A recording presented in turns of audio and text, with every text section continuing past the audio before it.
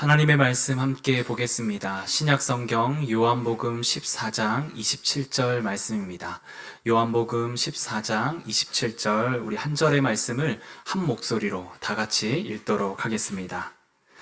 평안을 너희에게 끼치노니 곧 나의 평안을 너희에게 주노라. 내가 너희에게 주는 것은 세상이 주는 것과 같지 아니하니라. 너희는 마음에 근심하지도 말고 두려워하지도 말라. 아멘.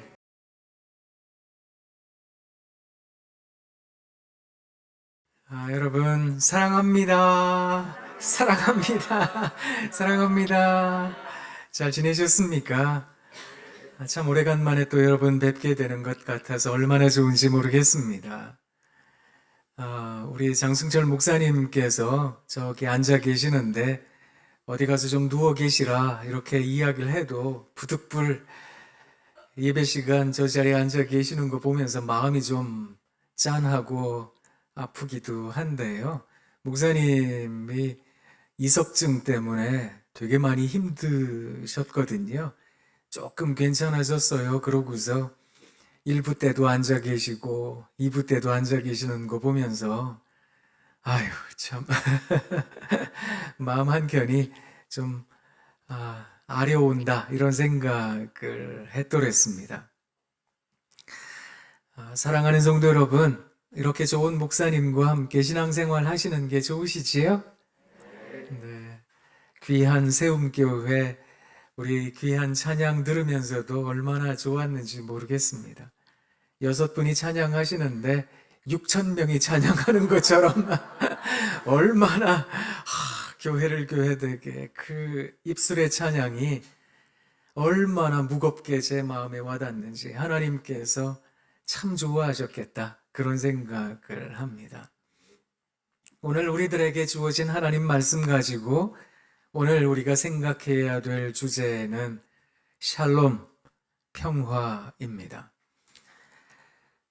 우리 장 목사님께서 지난주 아프지만 않으셨다면 이번 주 계속해서 이 샬롬을 잘 풀어 주셨을 텐데 제가 느닷없이 이렇게 자리에 잠깐 서서 그저 신학교에서 가르치는 사람으로서 저는 또 기독교 상담, 목회 상담 가르치거든요. 그래서 상담의 측면에서 특히 기독교 상담의 측면에서 샬롬이라는 단어를 어떻게 풀어낼 수 있을까? 그걸 여러분들과 함께 좀 생각해 보려고 오늘 이 본문과 함께 은혜 누리고자 합니다. 사랑하는 여러분, 우리는 흔히 평안합니다. 또 평강이 우리들에게 있습니다 하면 어떤 상태를 일컫는가 하면 모든 문제가 다 해결된 상태 혹은 내가 바라고 원하는 것들이 이루어지거나 성취된 상태 그것을 일컬을 때 우리는 편안합니다. 평안합니다. 마음에 안정이 있습니다. 참 좋습니다. 평화롭습니다. 그렇게 말을 할 때가 많습니다. 그런데 우리가 흔히 아는 그런 샬롬의 개념이 평화의 개념이 성경에서 말하는 샬롬, 평화의 개념과는 조금 다르다라는 겁니다. 이렇게 생각하실 수 있는데요. 예를 들어서 여기 제가 들고 있는 이 성경책을 일컬어 문제라고 한번 생각해 보세요.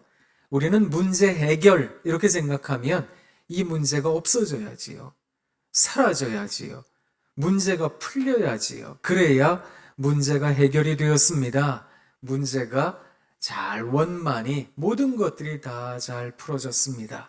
이렇게 이야기하는 거 아니겠습니까? 그런데 또 다른 차원의 문제 해결이 있습니다. 그게 뭔가 하면 지금 여기 들고 있는 이 문제를 문제가 아니라고 여기게 되는 겁니다. 그러면 문제가 해결된 것과 진배가 없다라는 겁니다. 그렇다면 지금 내 눈앞에 있는 문제를 문제라고 여기지 않는다라고 하는 것. 이건 도대체 무엇일까? 어떻게 하면 문제를 문제라고 여기지 않을 수 있을까? 아니 지금 당장 내가 돈이 없다고요.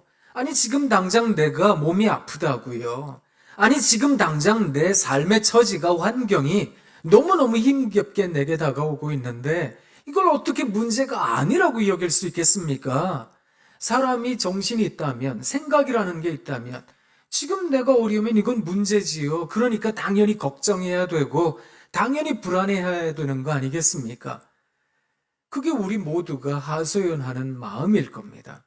어떻게 하면 문제를 문제라고 여기지 않을 수 있을 것인가? 그것에 대해서 여러분들과 함께 좀 생각을 해보려고 하는데요. 이걸 좀 더 잘 풀어내기 위해서 여러분들에게 그림을 좀 보여드리려고 그림 몇 장을 들고 왔습니다. 화면으로 좀 보여드릴 텐데 첫 번째 보여드리고 싶은 그림입니다. 이 그림은 쉐라라는 사람이 그린 그랑자트 섬의 일요일이라는 그림입니다. 아주 유명한 그림이지요. 그림을 한번 가만히 보십시오. 아마 계절상으로는 봄, 늦봄, 초여름 이쯤 되어 보입니다. 이때 이제 해변가 혹은 강가라고도 여겨지지만 이게 아마 그랑자트 섬이니까 해변이라고 여겨집니다. 그 해변가에 이렇게 잔디밭이 있고 거기에 사람들이 앉아 있기도 하고 거의 누운 듯 뒤로 기대 있는 사람도 있고 그리고 산책하며 걸어가는 사람들도 눈에 보입니다. 사람들의 모습이 참 안정되어 있지요. 사람들이 많이 있음에도 불구하고 뭔가 온화한 느낌이 듭니다. 그래서 참 평화롭다 이런 느낌이 들기까지 합니다. 그런데 저게 과연 우리가 지금 말하고 있는 샬롬, 평강 혹은 화평, 평화의 개념일까? 사실 살아있는 존재에게 문제란 당연한 거 아니겠습니까? 문제가 없다고요? 그는 산 목숨이 아닐 겁니다. 살아있는 사람이라면 이런저런 문제에 시달리고 어려움 당하는 거 아니겠습니까? 저희 학교 학생들에게 물어봤거든요. 살아가면서 가장 기억에 남는 순간이 뭐냐라고 물어보니까요. 19은 뭐라고 대답하는지 아세요? 힘들었을 때, 어려웠을 때, 그런데 그 어려운 난관을 잘 헤쳐나갈 때, 그럴 때를 가장 기억에 남는 순간이라고 하더라고요. 행복할 때, 즐거울 때, 기쁠 때 이런 걸 이야기하는 사람들은 손에 꼽을 정도였습니다. 그걸 보면 아무래도 우리 삶에 더 자극적이고 강렬한 것은 문제가 있을 때 혹은 그 문제가 너무너무 많으니까 자연스럽게 그런 문제들을 가장 강렬한 기억으로 갖고 있는 게 아닐까 이런 생각을 합니다. 사실 살아있는 존재에겐 문제가 가득하잖아요. 그러다 보니까 저 쇠라의 그림에 이 그림이 얹어져야 된다고 생각하는 겁니다. 두 번째 그림을 한번 보여드릴 텐데요. 이 그림은 미켈란젤로라는 사람이 그린 최후의 심판이라는 그림입니다. 그림이 좀 작게 보이셔서 여러분들이 잘 눈에 들어오지는 않으실 텐데 나중에 한번 인터넷에서 이 그림을 상세하게 한번 보세요. 그러면 인간 군상의 천태만상이 보입니다. 여기 보면 악마에게 유혹받는 인간, 사람이 사람을 때리는 그런 모양, 심지어 죽이는 모습, 인간의 욕심과 욕구가 저 안에 가득 담겨 있습니다. 그랑자트 섬의 일요일이라고 하는 그냥 그러한 어떤 안정적인 공간에 저 모습이 함께 있어야 되는 게 아닐까. 거기다가 다음 그림을 한번 보여드릴 텐데 이 그림은 뭉크라는 사람이 그린 절규라는 그림입니다. 인간 심리 내부의 깊숙한 곳에서 느껴지는 어떤 불안, 근심, 걱정, 그게 그 그랑자트 섬의 일요일이라는 그림에 함께 있어야 되는 게 아닐까. 그 모든 것이 아울러져야 비로소 우리가 이야기하고자 하는 평화, 샬롬이라는 개념을 이해할 수 있는 게 아닐까 이런 생각을 했거든요. 그래서 그림을 한번 찾아봤습니다. 아마 이 그림이 그 그랑자트 섬의 일요일과 최후의 심판 그리고 절규라는 그림이 함께 있는 게 아닐까? 이렇게 하고 한번 봤거든요. 그게 다음 그림입니다. 모네라는 사람이 그린 일출, 해돋이라는 그림입니다. 이 그림을 보시면 항구에 이제 저 너머에 태양이 붉게 떠오르고 있는데 이제 작은 조각배들이 이제 근해로 나가서 고기를 잡으려고 나가는 것처럼 보입니다. 저 그림을 보면 오늘 또 고기를 잘 잡아야 될 텐데 그런 어떤 걱정, 설렘, 인간의 욕심 이런 것들이 눈에 보입니다. 그리고 한편으로 생각해 보면 저 그림이 보여주고 있는 어떤 전쟁이 없는 평안한 느낌, 안온한 느낌 이런 것마저 느껴집니다. 그러니 저 그림에는 어떤 인간의 욕심, 또 불안, 걱정, 그러면서 편안한 느낌 이게 다 담겨 있는 게 아닐까 이런 생각을 했는데요. 근데 가만히 생각해 보면 성경이 이야기하고 있는 샬롬이라는 개념은 우리가 어떤 문제가 해결된 것, 그리고 또 그 문제가 더 이상 내게 문제가 되지 않는 그런 느낌, 이런 것들로 와닿거든요. 그래서 벨리니의 그림을 한번 쳐다보았습니다. 다음 그림입니다. 이 그림은 벨리니라는 사람이 그린 십자가의 최후.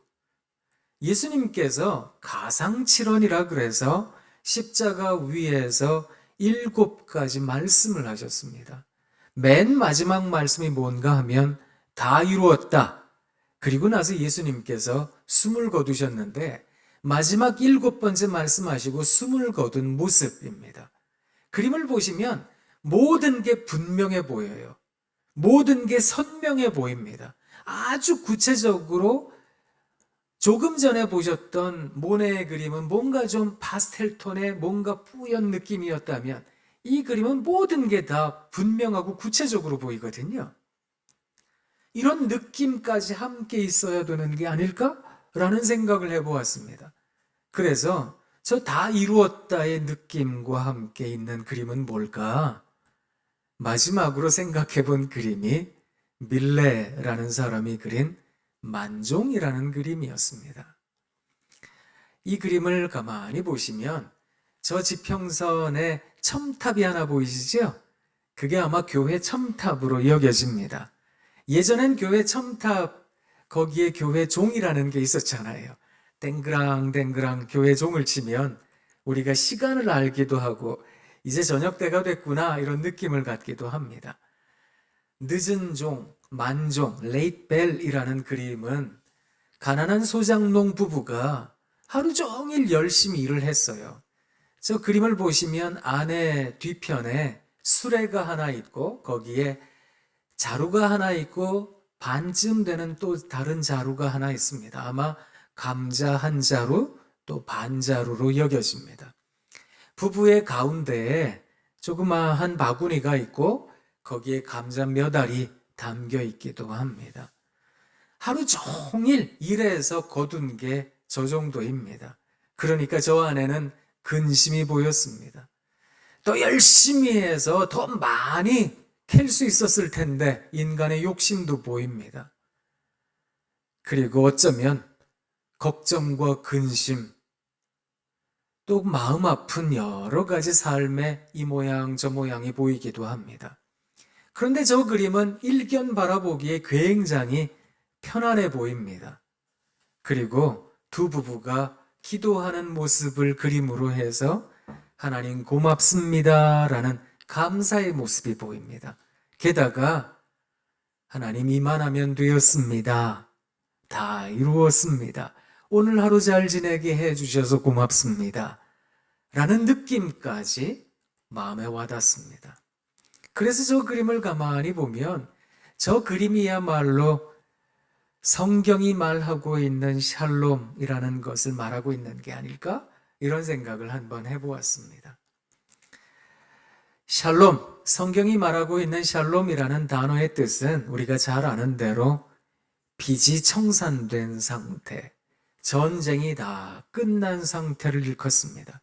그런데 이 단어가 의미하는 바가 조금 더 적확하게 분명하게 말씀을 드리자면 여전히 빚이 가득한데 대출받은 거 아직 상환할 날이 멀었어요. 수십 년 남았습니다. 여전히 그렇게 어렵게 살아가고 있는데 또 전쟁이 언제 끝날지 모르겠어요, 이게. 그런 삶을 살아가고 있는데 마치 전쟁이 끝났다, 마치 빚이 청산됐다라고 여겨지는 마음의 평정. 그것을 샬롬이라고 이야기를 한다는 거거든요. 그래서 조금 전에 보신 그 그림이 성경이 말하고 있는 샬롬을 분명하게 말하고 있는 게 아닐까. 근데 여러분 가만히 생각해 보세요. 문제는 여전하지요. 산적해 있겠지요. 저 부부, 조금 전에 보신 밀레 만종에 있는 부부, 기도 몇 분 했겠습니까? 길어야 5분 하지 않았겠습니까? 한 1분에서 2, 3분 정도 했을 겁니다. 그리고 나서 집으로 가겠지요? 집에는 누가 있겠습니까? 부부의 연령대를 보니까 애들이 이제 어린 애들이 있을 것 같으시죠? 자, 그러면 애들은 뭐 하고 있을까요? 막 집안 청소해 놓고 하루 종일 들판에서 일한 부모님 위해서 막 밥도 차려 놓고 막 집안 보수해 놓고 그러고 있을 거라고 생각하세요? 그거 아니잖아요.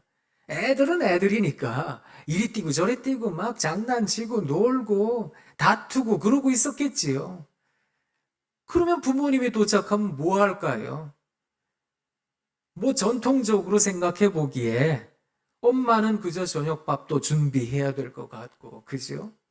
아빠는 또 장작 패서 또 땔감 만들어 가지고 또 불도 지펴야 되고 그래야 될 것 같습니다. 그런 모습이 일상일 테니까요.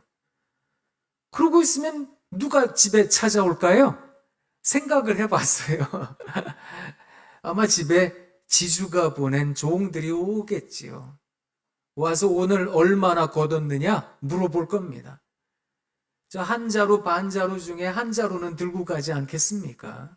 이건 세금이야 하고 떼갈 겁니다. 이게 살아가는 삶이 무겁다는 거거든요. 사실 제가 저 그림을 언제 봤는가 하면 제가 외국에서 공부를 할 때 진짜 어렵게 공부를 했거든요. 그때 제가 공부하는 학교에서 멀리 떨어지지 않은 곳에 뉴욕이라는 도시에 메트로폴리탄 뮤지엄 오브 아트라고 그 박물관에 미술관에 이 그림이 놀러를 왔더라고요. 원래 이 그림이 프랑스의 오르쉐에 있어야 될 그림인데 거기에 전시가 된다 그래가지고 또 놀러 온 친구는 만나러 가줘야 되잖아요. 딱 가서 만났어요. 그 앞에 제가 사람들 막 많은데 그 앞에 서서 한동안 보다가 다리가 아파서 앉아가지고 저 그림을 거의 한 4, 50분을 쳐다봤거든요. 그림이 크지 않습니다. 이 정도 되는 그림인데 그 그림을 바라보면서 참 이 생각, 저 생각 진짜 많이 했거든요. 참 편안해 보이고 안정돼 보이는데 참 보니까 행색이 궁색 맞고요. 또 여러 가지 어려움도 눈에 보이고요. 또 특히 그 남편이 이렇게 기도하고 있는데 그 어깨 위에 제 눈에 글자 2개가 보였어요. 대출. 이렇게요. 아이고, 저 인생도 쉽지 않은 인생이겠다. 얼마나 어깨가 무거울까. 그 생각했거든요. 그런데 부부가 하나님 고맙습니다. 이만하면 됐습니다. 그게 느껴지더라고요. 이것을 일컬어 성경에서는 자족이라고 말을 합니다. 성경 한 군데를 우리가 같이 읽어보려고 하는데요. 디모데전서 6장에 있는 말씀입니다. 바울이라는 주의 사도가 자기의 영적인 아들 디모데에게 하는 권면입니다. 우리가 화면에 있는 이 말씀을 같이 한번 읽어보도록 하겠습니다. 그러나 자족하는 마음이 있으면 경건은 큰 이익이 되느니라. 우리가 세상에 아무것도 가지고 온 것이 없음에 또한 아무것도 가지고 가지 못하리니 우리가 먹을 것과 입을 것이 있은즉 족한 줄로 알 것이니라. 아멘. 사랑하는 높은 뜻 세움 귀한 신앙가족 여러분, 살아가면서 생각을 해보자는 거죠. 우리는 이 자리에 있는 것이 최종 목적지가 아니라는 겁니다. 그래서 우리를 일컬어 순례자들이다 이렇게 말을 합니다. 그래서 존 버년이라고 하는 기독교 고전을 쓴 사람은 철로 역정이라는 책에서 그리스도인이라는 사람이 어떤 길을 걸어가야 되는가, 그 그리스도인이 걸어가야 되는 순례길에 대하여 그려놓기도 했던 겁니다. 그날, 그때, 하나님의 나라에 이를 때 이것을 생각해 본다면 오늘 말씀에서도 그걸 말하고 있거든요. 우리가 세상에 아무것도 가지고 온 것이 없음에 또한 아무것도 가지고 가지 못할 거다. 그 하나님의 나라, 그때 이 세상과 완전히 다른 가치관, 완전히 다른 체계, 완전히 다른 생각을 가진 곳에 이르게 된다면, 사랑하는 여러분, 이 땅에서 우리가 근심하고 걱정하는 것, 그것이 무에 소용이 있겠습니까? 그것을 영적 아들 디모데에게 가르쳐 주고 있는 겁니다.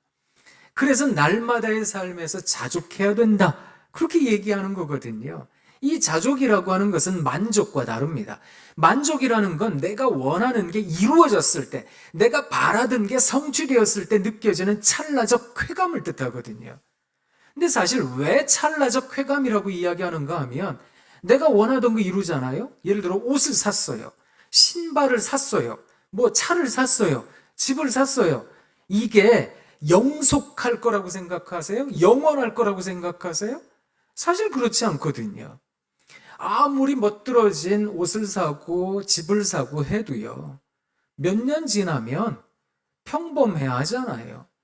또 평범함의 시간이 쌓이면 지겨워지잖아요.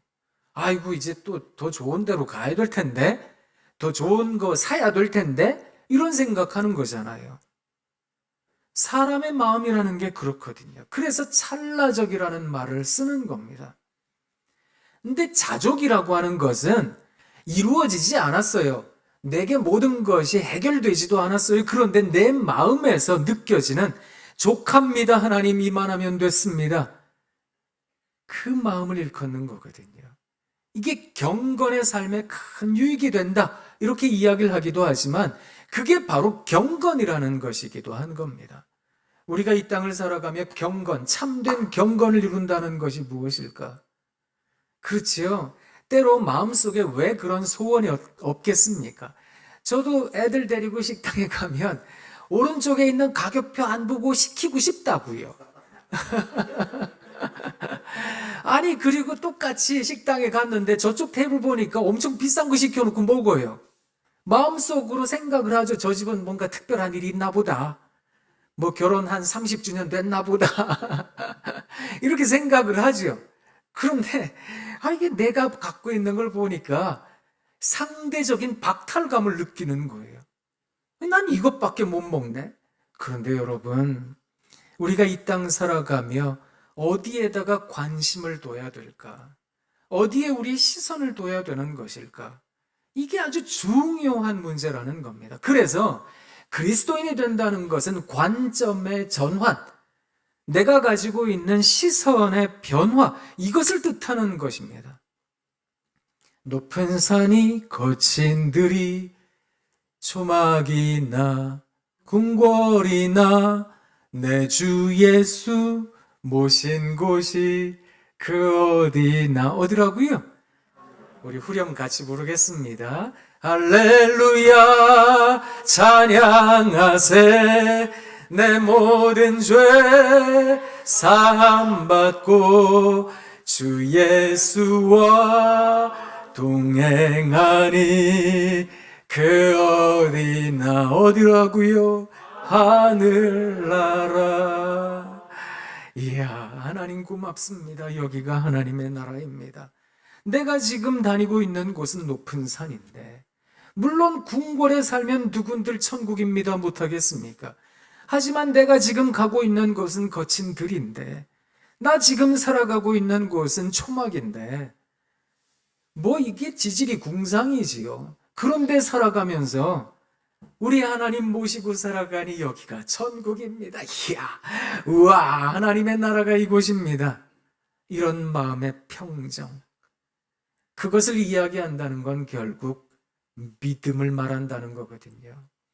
이 믿음의 시선으로 세상을 바라본다면, 믿음의 시선으로 세상을 감각하게 된다면, 우리가 통각하는 부분들이 완전히 다르게 해석이 될 때가 많다는 겁니다. 저 장미꽃 위에 있을 아직 맺혀 있는 그때에 귀에 의는 이 소리 들리니 주 음성 분명하다.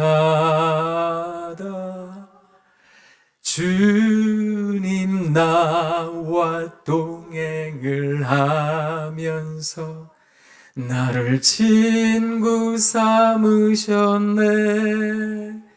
우리 서로 받은 그 기쁨을 알 사람이 없도다. 사랑하는 여러분, 이 찬송가 가사의 작사가가 말하고 있는 게 있습니다. 지난밤이 너무 괴로웠어요. 하나님 어떻게 해요? 어떻게 해요? 이 근심 저 걱정으로 이리 뒤척 저리 뒤척 하느라고 그냥 밤을 꼬박 세웠어요. 장미꽃 위에 이슬이 사라지지 않은 그때에 하나님 어떻게 해요? 하는데 하나님께서 내 귀에다 대고 말씀하시는 것 같아요. 너 어렵지, 힘들지. 근데 내가 여기 있잖아. 하나님 그렇게 말씀해 주시는 게 내 귀에 들리는 것 같아요. 그래서 고백하는 거거든요. 이 기쁨을 누가 할까요? 세상이 이야기하는 기쁨은 뭔지 아세요? 아이고 축하해요. 합격했어요. 아이고 축하해요. 빚 다 갚았어요. 대출금 다 상환했어요. 아이고 축하해요. 승진했어요. 근데 이 그리스도인이 가지고 있는 기쁨이 뭔지 아세요? 하나님, 그 하나님이 우리와 함께 살아가고 계신다. 우리와 동행하고 계신다. 그게 너무 큰 기쁨으로 와닿는다는 거거든요. 이 기쁨을 가진 사람들마다 내가 살아가고 있는 내 삶의 환경, 처지에 매몰된 듯 살아가지는 않습니다. 거기 내 마음을 송두리째 빼앗겨버린 듯 함몰되어서 하나님, 이거 하나님 안 계신 것 같아요. 하나님 도대체 어디 계세요? 계시면 이럴 리가 없지요. 그게 아니라 그 깊숙한 곳에 계시는 하나님을 발견해 나가는 것. 이걸 믿음이라고 하는 거거든요. 이 믿음을 가진 이 시선을, 이 관점을 가지고 있는 사람들, 그들은 문제요? 문제가 아닙니다. 이것을 고백할 수 있다는 겁니다. 오늘 우리가 요한복음 14장에 있는 말씀을 같이 읽었습니다. 14장 26절에 27절에 있는 말씀을 우리가 같이 읽었는데요. 이 말씀을 이해하시려면 이제 여러분들에게 제가 숙제를 좀 드리도록 하겠습니다. 주중에 요한복음 14장 전체를 한번 찬찬히 읽어보셔야 됩니다. 그러면 이 말씀이 어떤 의미인지를 이해하실 수 있으시겠습니다. 조금만 설명을 드려볼게요. 예수님께서 말씀하셨습니다. 너희들을 위해서 내가 하늘에 가서 집을 거처를 잘 준비하고 여기 다시 올 거다. 너희가 다시 가야 될 길을 내가 말해줄 거다. 그랬더니 도마라는 사람이 뭐라 그랬는지 아세요? 주여, 주께서 어디로 가시는지 우리가 알지 못하거늘 그 길을 어찌 알겠사옵나이까? 이렇게 질문을 했어요. 그랬더니 우리 주님께서 그 유명한 말씀을 하셨습니다. 내가 곧 길이요 진리요 생명이니 나로 말미암지 않고는 아버지께로 올 자가 없느니라. 그 말씀을 하셨습니다.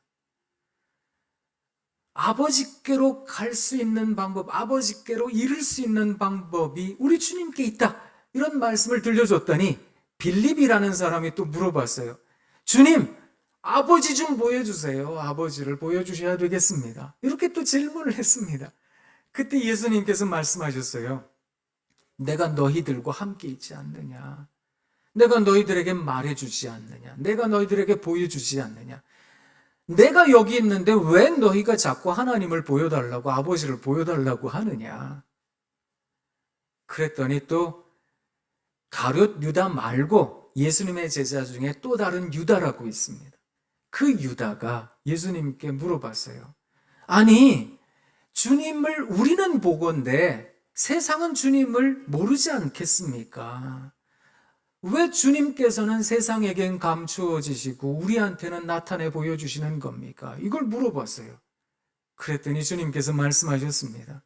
그건 사랑에 문제가 있는 거다. 이게 어떤 의미인가 하면 복된 귀를 가져야 된다는 겁니다. 이미 세상에 복음이 임했습니다. 하나님의 말씀이 임했습니다. 그런데 세상은 그걸 들으려고 하지 않았던 거죠. 우리는 놓치고 있는 것들이 너무 많다는 생각을 해봅니다. 이미 하나님께서 우리들에게 말씀해 주고 계세요. 더군다나 쓰여진 하나님의 말씀을 통해서 우리들에게 끊임없이 말씀하고 계시는 게 있거든요. 근데 우리는 눈을 열지 않아요. 귀를 열지 않아요. 그러니까 사랑이 없는 것으로 느껴지는 거거든요. 그래서 보혜사 성령께서 이르게 되시면 너희를 깨닫게 할 거다. 그래서 우리가 날마다 하나님께 성령 하나님께 간구하는 거거든요. 성령님 우리로 깨닫게 해 주옵소서. 하나님의 뜻에 대해서 예수 그리스도의 길에 대해서 깨닫게 해 주십시오. 그런 마음이 없으면 사실 이 평강을 이해하기가 어렵습니다. 그래서 26절 말씀, 27절 말씀에 평안을 너희에게 끼치노니 곧 나의 평안을 너희에게 주노라. 내가 너희에게 주는 것은 세상이 주는 것과 같지 아니하니라. 너희는 마음에 근심하지도 말고 걱정하지도 말고 두려워하지도 말라. 불안해하지도 마라 이런다. 그렇게 말씀을 해주신 겁니다. 이 말씀이 우리 가운데에서 평강의 의미가 제대로 깨달아지려면 사랑하는 여러분 믿음 가지셔야 됩니다. 하나님께 시선을 집중하실 줄 아셔야 됩니다. 우리가 가지고 있는 자꾸만 세상에 분산되려는 마음들, 이 걱정, 저 근심, 애들 생각, 배우자 생각, 당장 집에 월세 생각, 당장 내가 내일은 뭘 하고 지낼까? 그런 생각, 이런 생각에서 여러분 우리들의 시선을 하나님께로만 집중하실 수 있기를 부탁드립니다. 그러면 문제가 안 됩니다라는 것을 분명히 아시게 되실 겁니다. 여러분 워낙 평강에 대한 설교를 많이 들으셨기 때문에 아시잖아요. 옛날에도 왜 목사님들이 그렇게 얘기하실 때가 많으셨어요. 애기들 입장에서는 유리창 깬 거 대단히 큰 문제잖아요. 근데 그때 아이들에게 누가 오면 이 문제가 다 해결이 됩니까? 엄마가 오면 문제가 해결되잖아요. 그러면 유리창 깨진 게 어떻게 됐습니까? 근데 결국 엄마가 해결해 줄 거니까. 생각해 보면 인생의 문제, 사람의 문제, 사람이 마음으로 계획할지라도 일을 이루시는 분이 하나님이 아니시겠습니까? 하나님께서 결국 다 우리를 이끌어 주실 겁니다. 한번 생각해 보세요. 내가 이렇게 하고 이렇게 해야지 계획을 했어요. 계획대로 되시든지요. 물론 살아가면서 하루하루 내가 계획한 거 했습니다 하실 수도 있겠지만 내 인생의 전반을 놓고 생각해 볼 때 내 계획대로 되는 것이 있을까? 결국 하나님께서 함께 하셔야 되는 거로구나. 그것을 고백할 수밖에 없는 우리들이라고 한다면 사랑하는 귀한 신앙가족 여러분, 하나님께 시선을 집중해 주시면 좋겠습니다. 그러면 세상이 주지 못하는 하늘의 평강이 우리를 감싸게 됩니다. 그 평강으로 이 세상을 살아가는 거거든요. 십자가 내가 처음 볼 때에 나의 맘의 큰 걱정 사라져 오늘 믿고서 내 눈 밝아졌죠? 참 내 기쁨 영원하도다. 기쁨이 영원할 수 있는 방법이 무엇일까요? 우리가 흔히 생각하는 대로 기쁨을 인간의 감정이라고 생각한다면 기쁨은 내가 원하던 게 이루어졌을 때 느껴지는 인간적 감정이잖아요. 그런데 이 기쁨을 신앙의 고백, 믿음의 고백이라고 이야기를 하면 영원히 기뻐하실 수 있는 겁니다. 이것도 감사입니다. 저것도 감사입니다. 하나님 아침에 눈 떠졌네요. 아이고, 하나님 호흡할 수 있게 해주셔서 고맙습니다. 지난 밤에 저희 집 보일러 고장 나가지고요. 근데 어쩐 일로 제가 이불을 꼭 덮고 잤거든요. 근데 밤에 추운지도 모르고 잤어요. 아이고, 보일러 고장 나긴 했지만 그래서 새벽부터 일어나가지고 물 빼느라고 그 왜 공급하는 관이 있고 환수관 있잖아요. 그 물 빼느라고 물도 엄청 뺐어요. 정신없이 있었거든요. 그러다가 뺐는데 아무래도 안 돼요. 보니까 뭔가가 탈이 난 것 같습니다. 살아가면서 느닷없이 또 문제가 오잖아요. 그래도 하나님 걸어갈 수 있는 힘 주셔서 고맙습니다. 이 코로나 시대에 아이고 여러분 확진자 한 명의 자가격리자가 보통 평균적으로 7에서 8이랍니다. 그러니까 몇천 명 확진자가 생기면 수만 명의 자가격리자들이 생기는 거거든요. 이건 맨날 벌어지는 일이잖아요. 이젠 누가 걸려도 이상하지 않다 이런 생각이 들고요. 뭐 다 걸리는 걸지도 몰라 이런 생각이 들기도 하고요. 또 무증상도 많다고 하니까 어쩌면 나도 걸렸다가 그냥 지나갔을지도 몰라 이런 생각도 들잖아요. 그래도 이렇게 살아서 예배 드릴 수 있다는 게 얼마나 감사입니까? 그죠? 그래도 남들과 비교해서 대단한 반찬은 아니지만 그래도 이 맛있는 반찬 먹고 살 수 있어서 얼마나 감사합니까? 이것도 감사이고 저것도 감사이고 이것을 어떤 상황에 대한 패배적 인식이라고 생각하시기 전에 우리들의 시선이 하나님께 고정되어 있다는 것, 이걸 잊지 않으셔야 되겠습니다. 그렇게 한 주간 씩씩하고 당당하게 살아내서 평안을 누리실 수 있는, 그리고 우리가 받은 이 풍성한 은혜를 누군가의 풍성함으로 나눠줄 줄 아는 나눔이 가능한 우리 귀한 세움교회 성도님들 되시길 부탁드립니다. 기도하겠습니다. 하나님 참 고맙습니다. 우리 귀한 세움 가족들과 함께 예배드립니다. 하나님께서 우리의 마음에 찾아오셔서 세상이 주는 것과 같지 아니한 평강도 해주옵소서. 하나님 우리들에게 믿음도 해주셔서 하나님께로 집중할 줄 아는 그런 집중력을 허락하여 주옵소서. 예수님 이름으로 기도합니다. 아멘.